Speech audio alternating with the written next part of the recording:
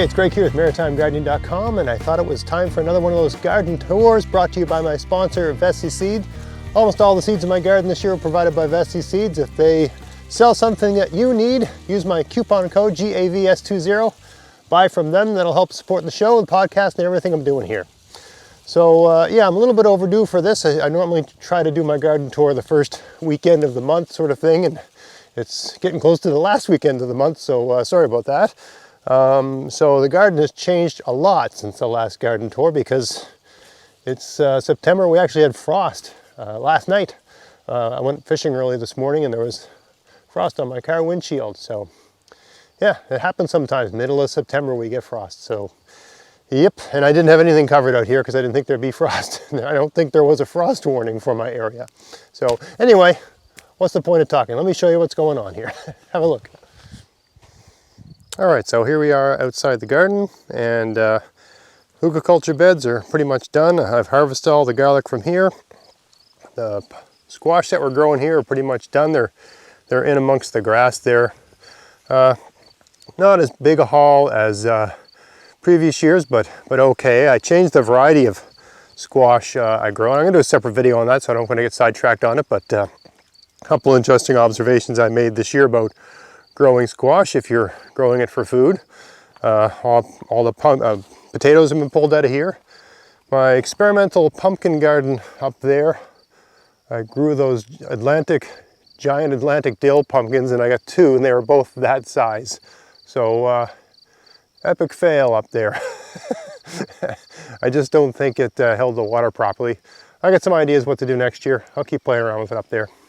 Of course, down here, the kale is, well, the kale looks like trees, right? Beautiful winter boar kale.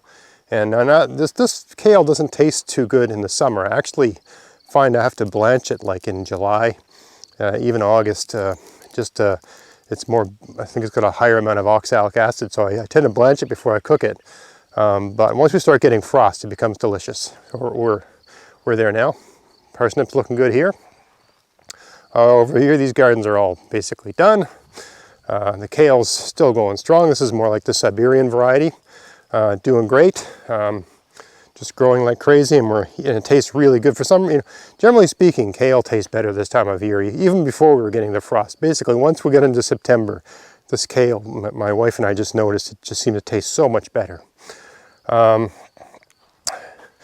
Carrots out here are just sort of, I don't really harvest all my carrots till it starts getting cold outside, like really cold. So like November or even December some years. So I just leave them in the ground and let them continue to grow and just sort of thin and harvest them as I need them. This bean garden is done. This garden had garlic and onions. They're done. I did a bit of an experiment this year. I've actually planted some winter rye in here, and see if I can get some sort of living mulch thing. I've never done this technique before, so I have no idea how it's going to turn out. Just playing around, so I thought I'd take a garden to play in. This garden needs to be mulched. This had beets, I think. Sort of out of mulch right now, so that's a challenge. This was a lettuce garden, now it's a kale garden. And this kale just started growing in the back of that garden wild. And so I just moved it and spaced it out and gave every kale, a good amount of space. And now look at them, beautiful, right? And this is the time of year I start harvesting a lot of kale aggressively and freezing it in little sort of cakes in my freezer. So over here we got, I guess I should go from this angle. This is purple chieftain potatoes. It's time to harvest them. So someday this week, basically anything that's really cold sensitive, I got to start harvesting it now, because it's, we're just getting into risk of frost season, right? So I've harvested all my potatoes except these, and so now these were the last ones I planted, so they're coming out last. Parsnips here, still growing. We'll leave those until December. Check these out, eh? So I mean, this is just a wild tomato that just grew on its own, and I got lots and lots and lots of tomato. I think it's just 3 plants, right? So just a tomato plant that just started growing on its own, and look at that. But these, I'm really happy with these. So these are direct seeded peppers. I gave them, this is one of my best beds in terms of heat, so I gave them one of my best beds. I had them covered with one of my plastic domes till like the end of July. Look at all the peppers I got. And I've even got some bigger ones. I've been harvesting the largest of them. So, and I guess maybe the frost didn't hit the garden last night, because these peppers don't look to have suffered too much. But now we had a really bad windstorm in the middle of the summer, and it broke a bunch of my pepper plants. That's why there's not so many here. But proof of concept, right? I mean, how many people can plant direct seeded peppers? They take a long time to grow usually, especially where I live. Now, to be honest, this was an exceptionally warm summer. But yeah, proof of concept, we got peppers. Best pepper garden I've ever had. And they were direct seeded right in the ground, no transplanting, no nothing.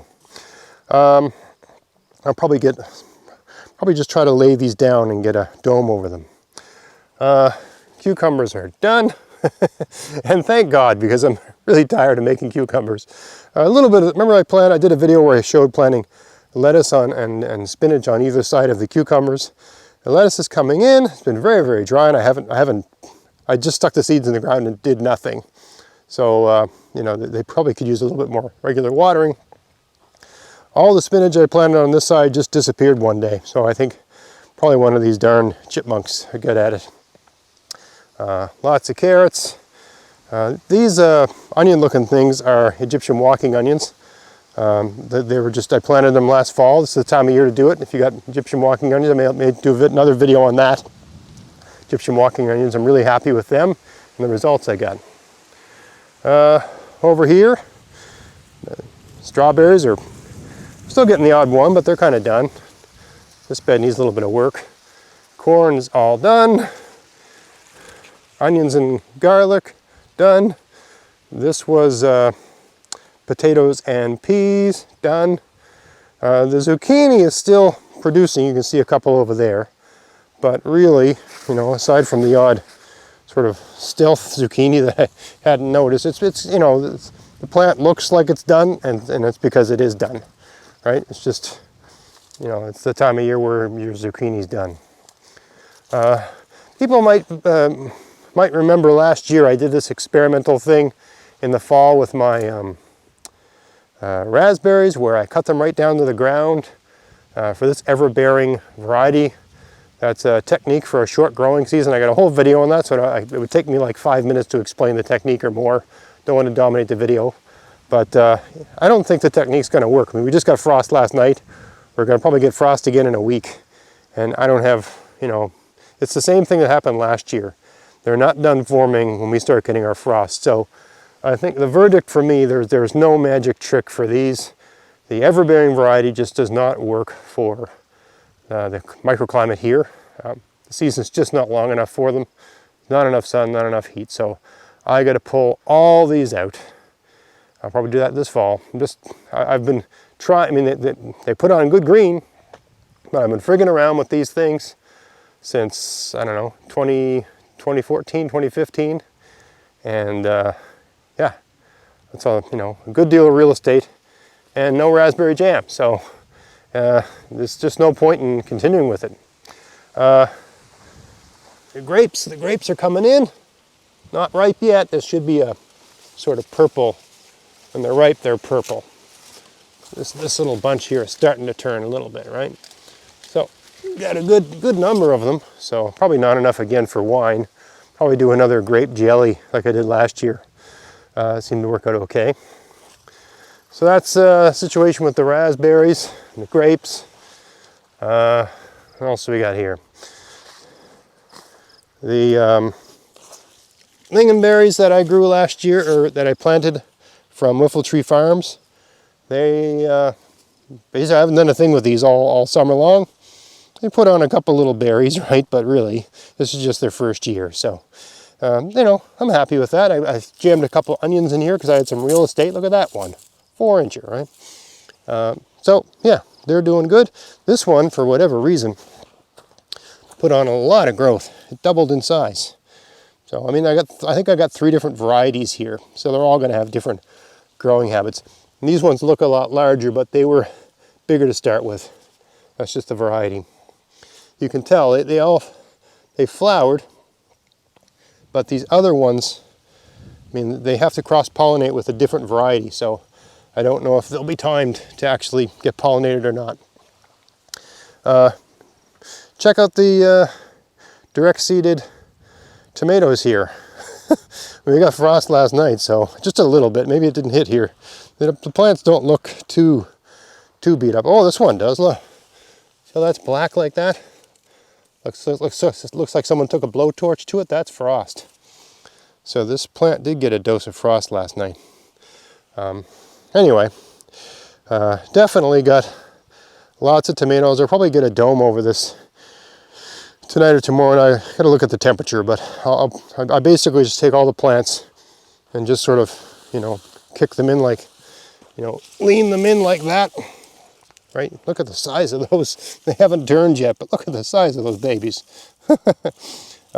Anyway, I'll just lean all the plants in, put a dome over it, and hopefully they'll continue to ripen. I should be able to get another couple weeks out of this bed and get more of my tomatoes. So that's the only drawback with direct seeding. You don't get your tomatoes as early, but this was about as easy as could be in terms of getting a tomato garden to grow. I hardly did anything here.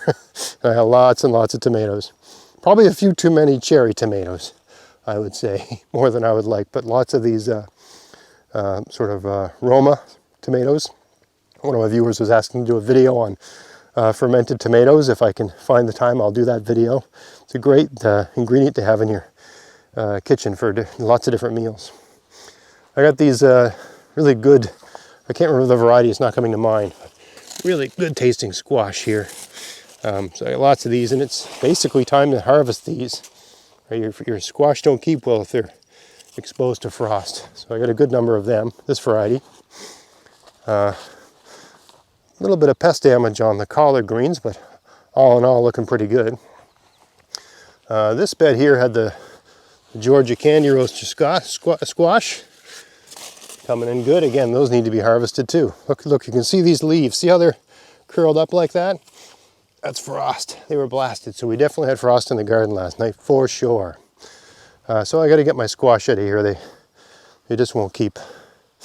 I haven't, people have been asking me to do a follow-up on the potatoes I planted outside the garden enclosure. I just haven't gotten out there yet. The short version is that I did, the plants, some of them did grow, but I was supposed to put another good layer of mulch over this, and I didn't.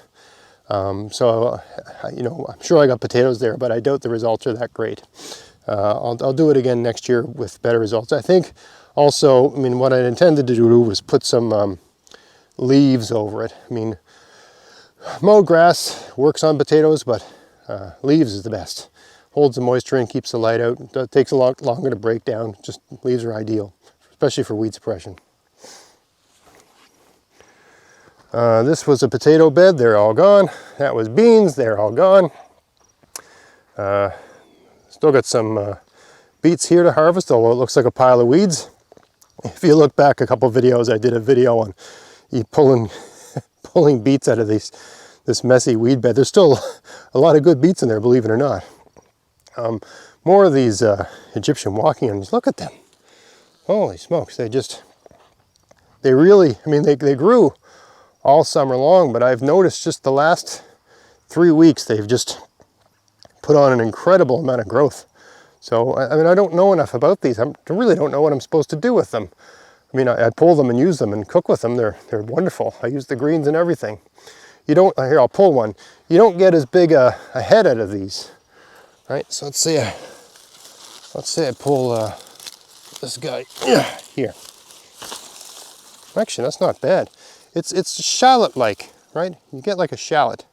So I use the head, but I also use all the greens. I pretty much use the whole darn thing. It's lovely greens. You know, you can use them in place of chives. You know, it's really an ideal plant to have in your garden, an ideal perennial plant. I just got, someone gave me like 4 last year, and now I've got them all over the place. So yeah, Egyptian walking onion, if you can get a hold of some, they're a great thing to have in your garden. Right, and some of them we'll put on, like this one here, okay? So Some of them will put out this big long stalk and it has these new onions at the end, right? So you just plant these just like you'd be planting an onion. Just stick them in the ground where you want them to grow for next year, this time of year, right around now. Right, just stick them in the ground the way you'd plant a garlic or an onion, not too deep. That's what I did with all of these last fall.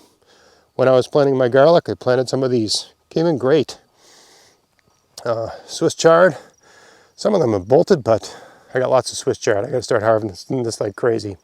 But lots of Swiss chard, and whenever we cook fish, I cook Swiss chard. That's basically it. Then around this time of year, I just start pulling all of it and, blanching and freezing it, and so we've got it for the winter. I got a little bit of parsnip here, and these broccolini are still going strong, still producing little broccoli flowers. Really, I think a bed this size, I should have just filled the bed with these, is the right amount, right? So what would that be, like 1, 2, 3, 4, 5, 6, 9 plants, I think will probably give you 2 broccoli meals a week, which is just right for me. I love broccoli. Everybody in my family loves broccoli. All right, so that's where we are right now, around middle to late September 2020. This was a heck of a growing season, one of the hottest summers I can remember. The last summer that was even close to this hot was 2014. So I mean, it's basically what I was able to do in this garden this summer, probably the best I can do any summer. I was able to grow corn. I usually can't get corn to grow. I mean, it grows, but it doesn't get any height. It doesn't really get any size. Doesn't give me good corn. This year I had corn 8 feet high, and I always had some really good feeds of corn. I was able to direct seed peppers, and harvest them, right? Which is normally I can't even get transplanted peppers to grow right here. So, good hot summer. And using the different domes and microclimates, artificial microclimates that I create out here to compensate for the, subpar spring we tend to have here. And it's all worked out pretty good. So all in all, a good year. So anyway, I hope you get some ideas there, and please share with me your thoughts, comments, and insights. And until next time, get out there, get at it, have fun in your garden. Thanks for watching.